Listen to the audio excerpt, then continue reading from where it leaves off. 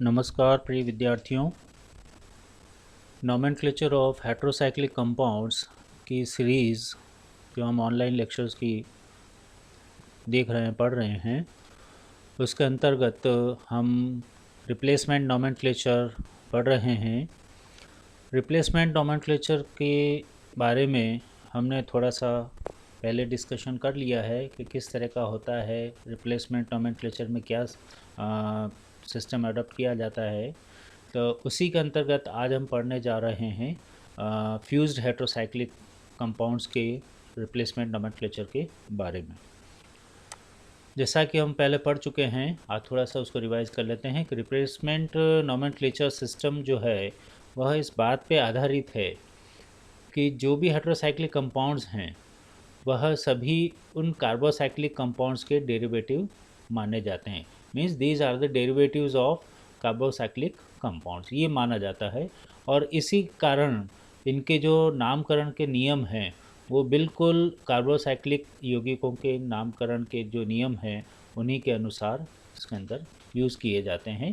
तो इस तरह से रिप्लेसमेंट नोमेनक्लेचर में जो हेट्रोसाइक्लिक कंपाउंड्स के लिए हम इसको काम में लेंगे तो वो रूल्स बिल्कुल कार्बोसाइक्लिक यौगिकों के नियम के अनुसार ही करीब करीब होते हैं।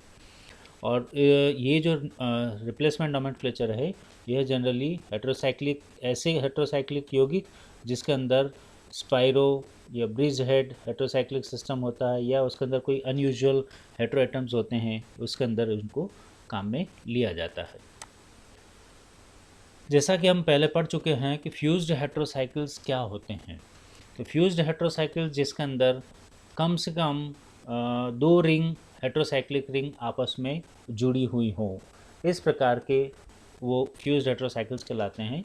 और इससे पहले वाले लेक्चर में हमने बेंजोफ्यूज्ड हेट्रोसाइकिल्स के रिप्लेसमेंट नोमेनक्लेचर के बारे में पढ़ा था, जिसके अंदर एक हेट्रोसाइक्लिक रिंग से बेंजीन वाले फ्यूज्ड थी, जुड़ी हुई थी। और आज हम पढ़ने जा रहे हैं एक से ज़्यादा हेट्रोसाइकिल्स अगर रिंग हैं तो वो आपस में जुड़ी होती है, फ्यूज़ होती हैं, तो उनके रिप्लेसमेंट नोमेनक्लेचर को हम कैसे करेंगे इसके बारे में। तो इसके जो नियम है कुछ फ्यूज्ड हेट्रोसाइकिल्स के रिप्लेसमेंट नोमेनक्लेचर के अकॉर्डिंग, वो क्या है उसको हम देखते हैं वन बाय वन। सबसे पहला तो ये हमें ध्यान रखना है कि जो भी फ्यूज्ड हेट्रोसाइकिल्स यौगिक है दिया हुआ है उसके अंदर हेट्रो एटम कौन से उपस्थित हैं। हेट्रो एटम जो भी उपस्थित है उसकी पोजीशन, मतलब उसकी जो नंबरिंग हम आगे अभी पढ़ेंगे, तो उसकी पोजीशन कौन सी आ रही है कि किस स्थिति पे वो जुड़ा हुआ है और कौन सा हेट्रो एटम है, तो उसका प्रीफिक्स क्या होगा। प्रीफिक्स के बारे में हमने सबसे पहले लेक्चर में ही डिटेल में पढ़ा था, जिसके अंदर जैसे वापस उदाहरण के लिए हमने यहाँ पे फिर लिख दिया है आपको ध्यान में डालने के लिए। जैसे ऑक्सीजन अगर है हेट्रो एटम के रूप में तो उसके लिए हम ऑक्सा प्रीफिक्स काम में लेते हैं। अगर सल्फ़र है उपस्थित तो उसके लिए हम थाया प्रीफिक्स काम में लेते हैं। अगर सेलेनियम है तो उसके लिए हम सेलेना काम में लेते हैं। टेलुरियम के लिए टेलुरा। नाइट्रोजन अगर है तो उसके लिए एजा, फास्फोरस है तो फास्फोर। इस प्रकार से ये जो भी हेट्रो एटम्स होते हैं उनका एक प्रीफिक्स का नाम दिया जाता है जो कि पहले से निर्धारित है। तो वो प्रीफिक्स भी लिखा जाता है और उसकी पोजीशन भी लिखी जाती है। जैसे यहाँ पर उदाहरण आपके सामने दे रखे हैं। इसके अंदर नंबरिंग पे अभी मैं बात नहीं करूँगा। इसके अंदर जैसे हम देख रहे हैं यहाँ पर जो नंबर 2 और नंबर 5 पोजीशन पे नाइट्रोजन ही जुड़ा हुआ है, तो नाइट्रोजन के लिए हम प्रीफिक्स यहाँ से काम में लेते हैं अज़ा। तो अज़ा और वो भी 2 हैं इसलिए हम काम में लेते हैं डाई अज़ा। तो आप यहाँ देखें कि इनकी स्थिति बताई है, पहले 2 और 5, उसके बाद लिखा है डाई अज़ा। और उसके बाद ये मानते हुए कि ये जो वलय है यह हेट्रोसाइक्लिक वलय नहीं है बल्कि कार्बोसाइक्लिक वलय का डेरिवेटिव है। तो जहाँ हेट्रो एटम्स हैं उसकी जगह कार्बन या जो भी उपयुक्त CH2 है या CH है उसको रिप्लेस करने के बाद में जो भी कार्बोसाइक्लिक वलय बनती है उसका नाम अंत में यहाँ लिख दिया जाता है। तो इस तरह से अगर हम नाइट्रोजन को अनुपस्थित माने उसकी जगह कार्बन लगा दिया जाता है तो यह वलय, पूरी कार्बोसाइक्लिक वलय जो है वो एंथ्रेसीन हो जाती है। तो इस तरह से इसका नाम हो जाता है 2,5 डायएज़ा एंथ्रेसीन, यह मानते हुए कि यह एंथ्रेसीन का डेरिवेटिव है। इसी तरह यहाँ पर हम देख रहे हैं इस उदाहरण में भी नंबर 3 और नंबर 9 पोजीशन पे 2 नाइट्रोजन हेटेरोएटम के रूप में उपस्थित हैं। अगर इनको भी हम हटा देते हैं, इनकी जगह कार्बन को रिप्लेस कर देते हैं, तो हमारे पास में वो कार्बोसाइक्लिक वलय आ जाएगी जिसका यह डेरिवेटिव माना जाता है। तो यहाँ फिनेंथ्रीन जो है वह कार्बोसाइक्लिक यौगिक होगा जिसका ये डेरिवेटिव है।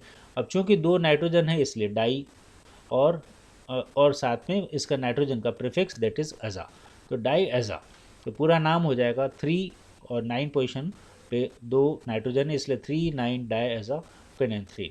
और डिटेल में आगे उदाहरण से इसको और समझेंगे अलग अलग केसेस के अंतर्गत। यहाँ पर हम बात करेंगे अब नंबरिंग की, कि नंबरिंग जो है फ्यूज्ड हेटेरोसाइकिल्स के अंदर रिप्लेसमेंट नोमेनक्लेचर के हिसाब से इसके अंदर ये माना जाता है कि चूंकि ये कार्बोसाइक्लिक यौगिक के ही डेरिवेटिव हैं, अतः कार्बोसाइक्लिक रिंग का जो नंबरिंग सिस्टम है वही इसके अंदर फॉलो किया जाता है। भले ही से उसकी हेटेरोएटम उसकी पोजीशन क्या है, हेटेरोएटम कौन सा है, उसको हम इतनी इंपॉर्टेंस पहले नहीं देती। तो जो कार्बोसाइक्लिक वलय का नंबरिंग सिस्टम है वही नंबरिंग सिस्टम रिप्लेसमेंट नोमेनक्लेचर जो है उसके अंदर हम काम में लेते हैं फ्यूज्ड हेटेरोसाइकिल्स के लिए।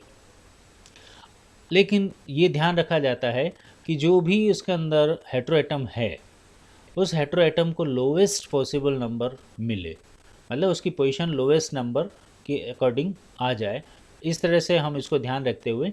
और यदि अगर वहाँ कहीं चॉइस है, चॉइस का मतलब ये कि अगर एक से अधिक प्रकार के हेटेरोएटम्स हैं, मान लीजिए नाइट्रोजन है ऑक्सीजन है, या ऑक्सीजन है सल्फ़र है, या नाइट्रोजन है सल्फ़र है, इसका मतलब तो हमारे पास में वहाँ चॉइस रहेगी। तो ऐसी स्थिति के अंदर जो प्रीफिक्सेस अभी हमने पहले बात की थी कि ऑक्सीजन है, सेलेनियम है, सल्फ़र है, इस तरह से, तो इनकी जो प्रेफरेंस ऑर्डर पहले से डिसाइडेड है। सबसे पहले आएगा ऑक्सीजन, उसके बाद में सल्फ़र, उसके बाद में सेलेनियम, देन उसके बाद टेलुरियम, उसके बाद में नाइट्रोजन।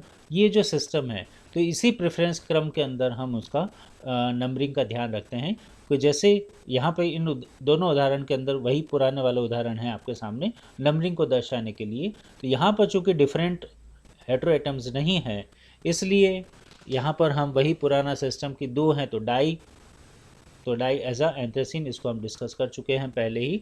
बस नंबरिंग का हमें ये ध्यान रखना है कि यदि कार्बोसाइक्लिक वलय जो भी निकल के आती है जिसका ये डेरिवेटिव माना जाता है, उस कार्बोसाइक्लिक वलय की जो नंबरिंग पैटर्न है वही नंबरिंग पैटर्न हम इसके अंदर भी काम में लेते हैं। लेकिन कोशिश ये करते हैं नंबरिंग करते समय कि जो भी हेटेरोएटम यहाँ जुड़ा हुआ है उस हेटेरोएटम को लोवेस्ट नंबर मिले। जैसे हम यहाँ देख रहे हैं कि एंथ्रेसिन के अंदर जिसका कि ये डेरिवेटिव है उसके अंदर नंबरिंग 1 2 3 4 5 6 7 8 9 10 यही सिस्टम आपका इसमें रहता है।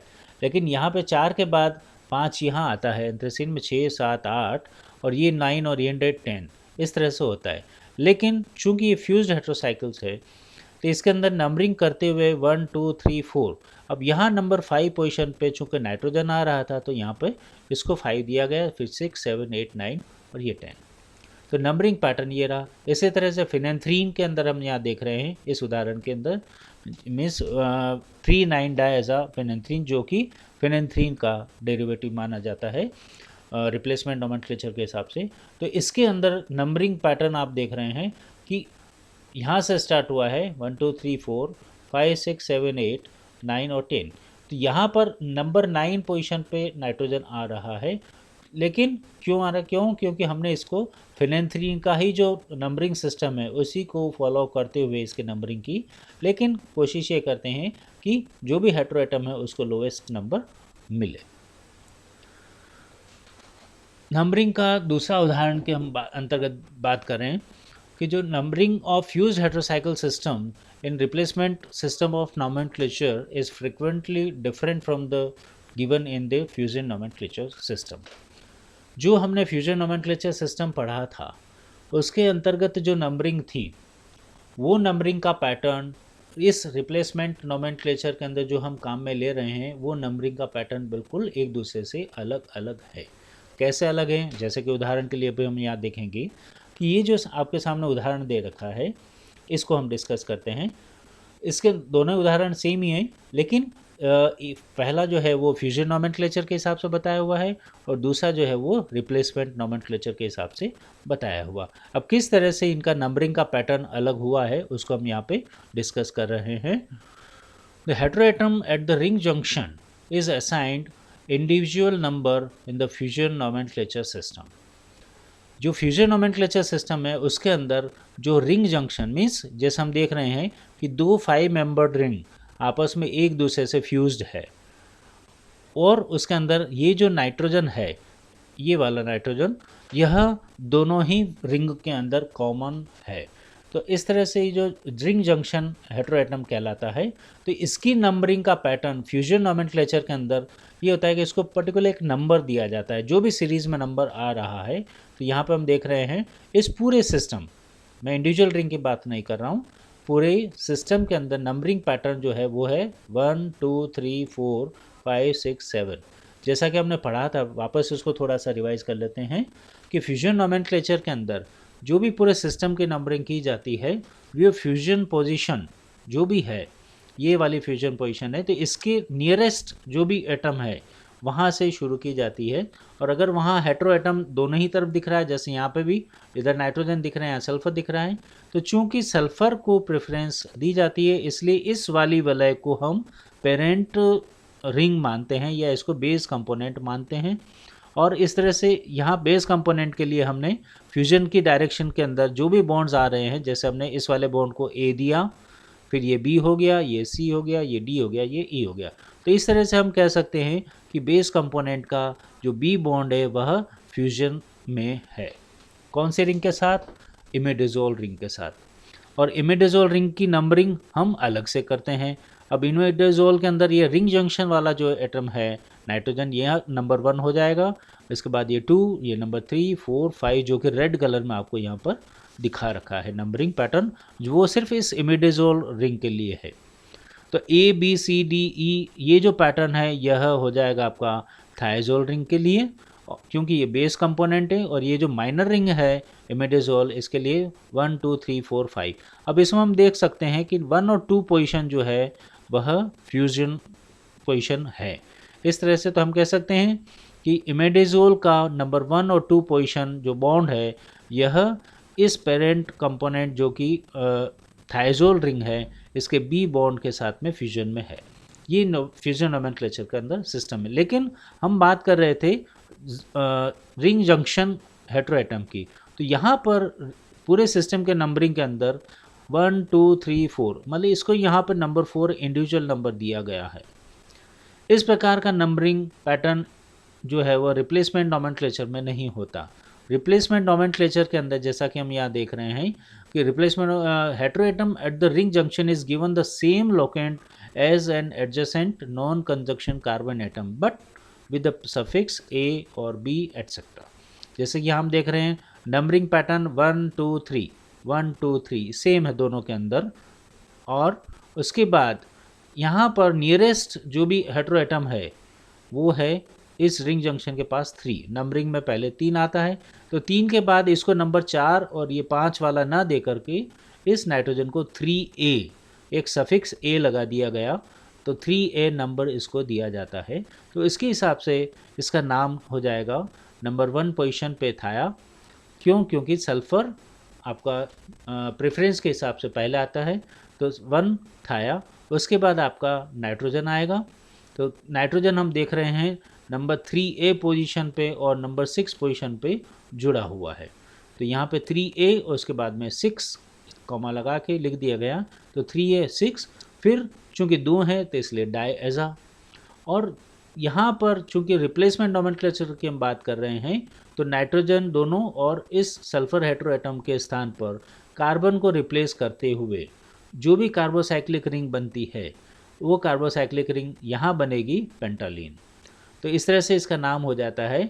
सबसे पहले जो भी हेटेरोएटम्स हैं उनकी पोजीशन कहाँ पे जुड़े हुए हैं, उसके बाद उनके प्रीफिक्सेस, और उसके बाद ये बताने के बाद जो भी कार्बोसाइक्लिक वलय जिसका कि ये डेरिवेटिव बन रहा है उस कार्बोसाइक्लिक वलय का नाम लिख दिया जाता है। तो इस तरह से नाम इसका हो गया पूरा सही नाम रिप्लेसमेंट नोमेनक्लेचर के हिसाब से 1 थाया 3A6 डाइएज़ापेंटालीन। लेकिन यही नाम फ्यूजन नोमेनक्लेचर के हिसाब से इमेडेजो स्क्वायर ब्रैकेट के अंदर 2,1-B थायाजोल, यहाँ पे देख रहे हैं हम 2,1 और B लिखा गया है, यह पैटर्न यहाँ पे नहीं दिखाई दे रहा है। ये 2,1-B जो है वो फ्यूजन नोमेनक्लेचर के हिसाब से लिखा गया है।